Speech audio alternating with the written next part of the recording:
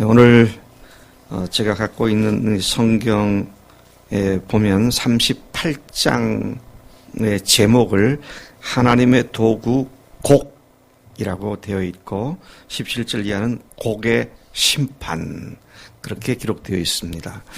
에스겔 38장과 39장은 앞으로 되어질 일에 대한 예언의 말씀인데 이것을 어떻게 해석하느냐에 따라서 그 의미가 달라질 수도 있고 어쩌면 두 가지가 다 맞을 수도 있고, 그래서 상당한 그 해석상의 견해 차이가 있음을 먼저 우리가 아는 것이 필요할 것 같습니다. 곡과 마곡이, 마곡 땅에 있는 곡이라는 나라의 몇 족속들이 통일된 이스라엘을 공격하게 된다. 그러나 하나님의 직접적인 개입으로 그들은 멸망하고 하나님의 백성은 승리하여 내가 하나님인 줄 온 나라 사람들이 다 알게 될 것이다. 이 본문을 간단히 얘기하면 그런 내용입니다. 조금 전에 말씀드린 것처럼 이것을 문자적으로 해석을 하는 사람들은 곡과 마곡을 러시아, 구소련 연방에 속해 있던 여러 나라들이 북쪽으로부터 거대한 군대를 몰고 내려와 이스라엘을 공격하게 될 것이다. 그런데 하나님께서 그들을 하나님의 능력으로 괴멸시키셔서 이스라엘을 보호하시고 하나님이 어떤 분인지를 드러내실 것이다. 이런 해석이 있고요. 이것은 제가 어렸을 때부터 들었던 해석입니다. 근데 이제 그렇게 말을 할 수 있는 근거는 사실 조금 너무 비약된 부분이 있어요. 예를 들면 그렇게 주장하는 아주 강력한 근거 중에 하나가 로스라는 나라와 메색이라는 나라가 나오죠. 로스를 러시아로, 메색을 모스크바로 그렇게 해석을 하는데 사실은 그렇게 해석할 수 있는 근거는 없습니다. 왜냐하면 러시아의 앞에 로스니까 그렇게 해석을 하고 모스크바를 메스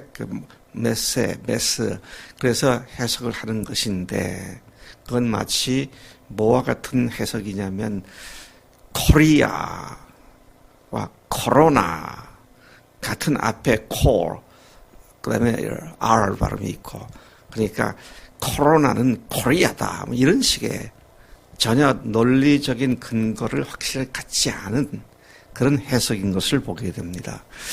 자, 그러나 그게 전적으로 틀렸다고 누구도 단정할 수 없어요. 그래서 일단 그런 해석이 하나 있다. 그렇게 일단 머릿속에 기억해 두시고요. 또 이것을 문자적으로 아니라 상징적으로 해석하는 경우입니다. 상징적으로 해석한다면 악한 마귀가 악한 영들과 함께 마지막 때 하나님의 교회를 아주 거대하게 공격을 하게 될 것이다. 그런데 하나님께서 그것들을 다 괴멸시키고 교회를 승리케 하심으로 말미암아 하나님의 존재가 어떤 분이시며 교회의 하나님이 얼마나 놀라운 근본적인 창조주 하나님이신지를 드러내실 것이다. 제가 두 번째 해석에 대해서 상당히 이건 뭐 틀릴 수가 없는 해석이다. 근데 앞에 것은 틀릴 수도 있고 맞을 수도 있겠다. 그런 생각을 해보게 되는 것입니다. 자, 근데 여기에 묘사되어 있는 이스라엘을 공격하게 될 원수들이 어떤 존재들인가? 그들의 그 모습들을 볼 것 같으면 마곡 땅에 있는 곡이라 그러는데 그 곡은 로스, 메색, 두발왕이 두목질을 하고 있는 그리고 그 곡이 우두머리가 되어서 바사, 구스, 붓, 고멜, 북쪽 끝에 도갈마 족속 그 모든 때 많은 무리를 구성된 연합군들로 표현하고 있는 것이 1절부터 7절까지의 말씀입니다.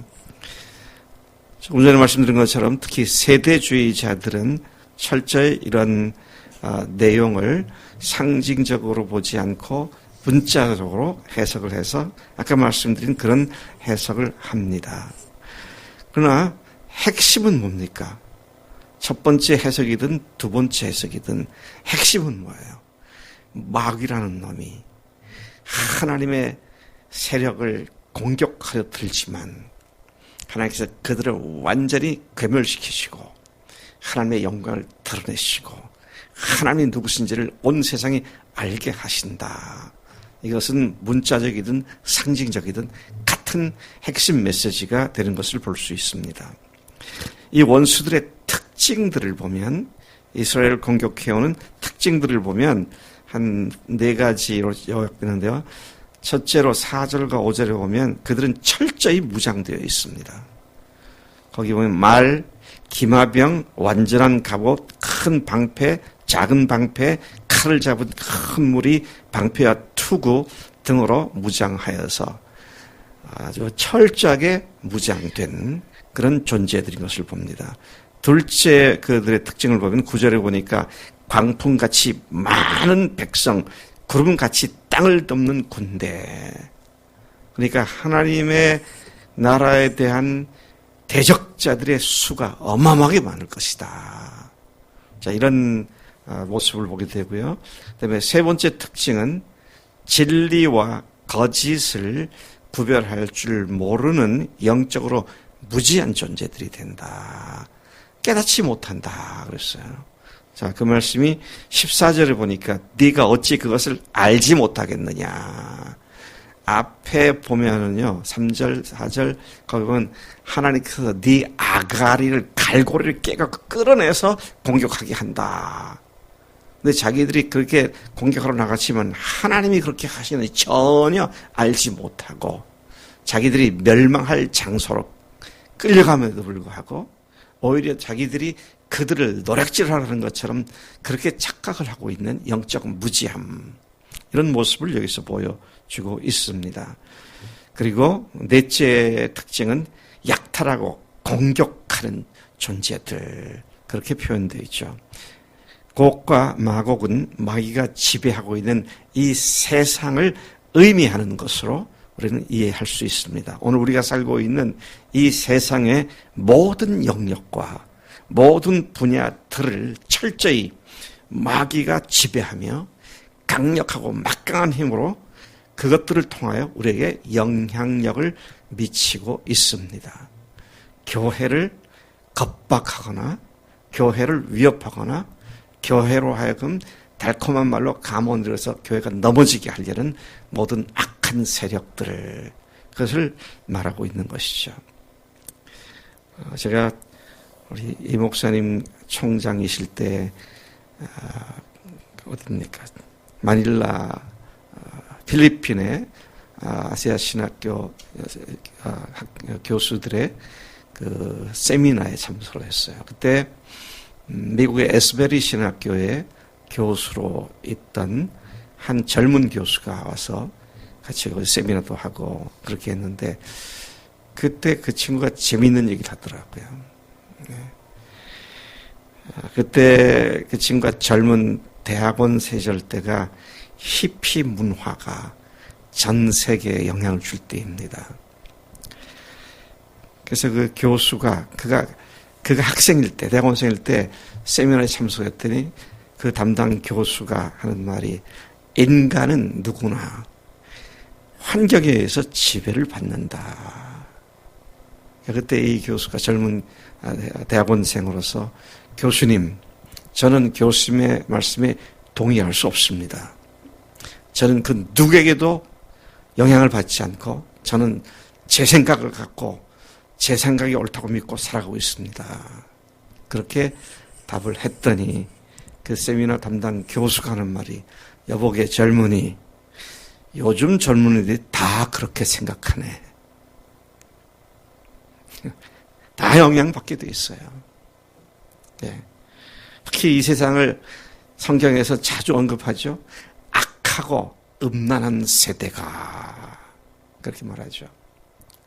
제가 요즘 우리 교회 청년들을 볼 때 참 귀하다. 새벽 이슬 같다. 그런 생각을 하면서도 음란한 세대 영향을 받아가지고 이상한 동영상을 보거나 이런 것들로부터 벗어날 수가 없는 세대인데 하나님 우리 교회 청년들이 정말 순결한 주의 백성이 되어서 이들을 통하여 마지막 때에 주님의 복의 광채를 드러내시는 도구로 삼아 주십시오. 이게 제 심령 깊숙한 곳에 있는 기도의 제목입니다.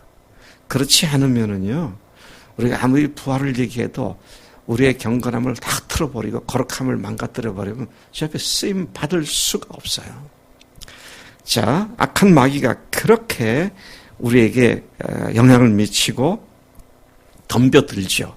그러나 이 본문 말씀도 뭘 얘기하고 있습니까? 악한 영들이 아무리 강할지라도 하나님께서는 그것들을 격파시키기 위해 두려워하시니까 두려워하지 말고 용기를 내라고 북돋워 주시는 그런 말씀이 오늘 말씀의 핵심인 것입니다. 우리가 반드시 알아야 할 것은 마귀가 걸어오는 싸움은 결코 가볍지 않다는 겁니다. 9절에 보니까요. 내가 올라오되 너와 내 모든 때와 너와 함께한 많은 백성이 광풍같이 이르고 구름같이 땅을 덮으리라. 그리고 그 악한 자들은 악한 꾀를 내어 사람들을 현혹하고 미혹하는 자들이 된다. 그렇게 말씀하시죠. 10절이 그 말을 하고 있습니다. 그날에 내 마음에서 여러 가지 생각이 나서 악한 꾀를 낸다. 너 여기서는 마곡을 얘기하는 것인데요. 11, 12절에 보니까 그렇게 공격하는 이유와 목적이 뭐냐. 물건을 겁탈하며 노력하고 죽이려는 것이다. 자, 마귀가 오는 것은 죽이고 멸망시키려는 것뿐이다. 어디 있는 말씀에? 요한복음 10장 10절에 있는 말씀이죠. 마귀가 오는 게 뭐예요? 양들을 죽이고 멸망시키고 그런 것이면 내가 온 것은 양으로 생명을 얻게 하고 더 풍성히 얻게 하려 합니다. 그 말씀을 상기시키는 말씀이죠. 12절에 보니까 매우 흥미로운 표현이 하나 나옵니다. 세상 중앙에 거주하는 백성을 치고자 할 때에 그렇게 말을 하죠. 이스라엘을 공격하는 것을 볼 때 이스라엘을 하나님께서 그 당시 사람들이 이해해 세상의 중앙이다. 그렇게 말씀을 하신 것을 봅니다. 근데 오늘 세상의 중앙이 어디입니까? 어디요? 교회입니다. 교회입니다. 모든 역사가 교회를 중심으로 이루어지고 있어요. 그래서 언젠가 주님 오실 때가 교회가 완성될 때 주님이 오셔서 교회를 주님께서 신랑 되신 예수님과 영원히 하나가 되게 하시는 결혼 혼인잔치를 하게 되는 것. 역사의 중앙에 한복판에는 교회가 있는 것이다. 여러분 우리가 하나님의 뜻에 변두리에 사는 사람들이 아닙니다. 하나님의 뜻과 섭리에 한복판에 살고 있는 사람들이에요. 당당해야 합니다. 사명감을 가져야 돼요. 하나님의 영광을 드러내는 일에 기필코 쓰임받고 말겠습니다. 주님, 제가 주님의 뜻에 합당한 삶을 살겠습니다. 그렇게 우리가 주님 앞에 주먹을 불끈 쥐고 바로 서는 것이 굉장히 중요한 우리의 삶의 자세다 하는 것이죠. 생각해 보세요. 우리가 세상의 중심부에 살고 있다. 역사의 주인공들이다. 그냥 저절로 할렐루야. 역사의 주인공들이다.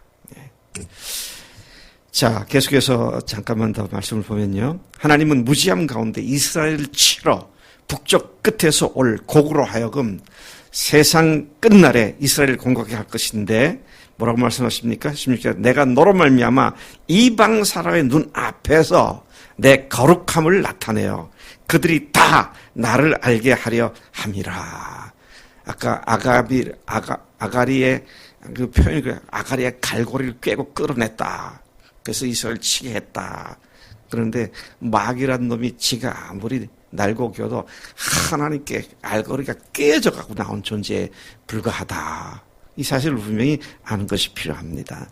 근데 어떻게 하나님께서는 이 연합군들을 괴멸시키십니까? 어떤 방법으로 괴멸시켜요? 18절부터 22절까지가 그 내용을 말하고 있습니다. 그날에 큰 지진이 이스라엘 땅에 일어나서 모든 피조물들이 하나님 앞에서 떨고 모든 산이 무너지고 절벽이 떨어지며 모든 성벽이 땅에 무너질 것이다. 야, 어마어마한 거대한 천지 개벽에 준하는 그러한 지진이 일어날 것이다. 그렇게 말을 하고 있죠. 또 21절에 보니까 각 사람이 칼로 그 형제를 칠 것이다. 그 공격해 온 그들이 자중질환이 일어나서 이스라엘을 공격하는 그들이 무너질 것이다. 악한 영과 그냥 좌충우돌하는 그런 모습을 우리가 여기서 또 볼 수가 있습니다.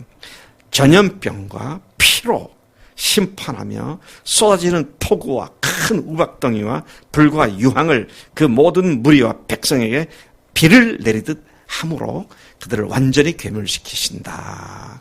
그렇게 말씀하고 있습니다. 여러분, 이 세상은 언젠가 모두 다 무너지게 됩니다. 그렇죠?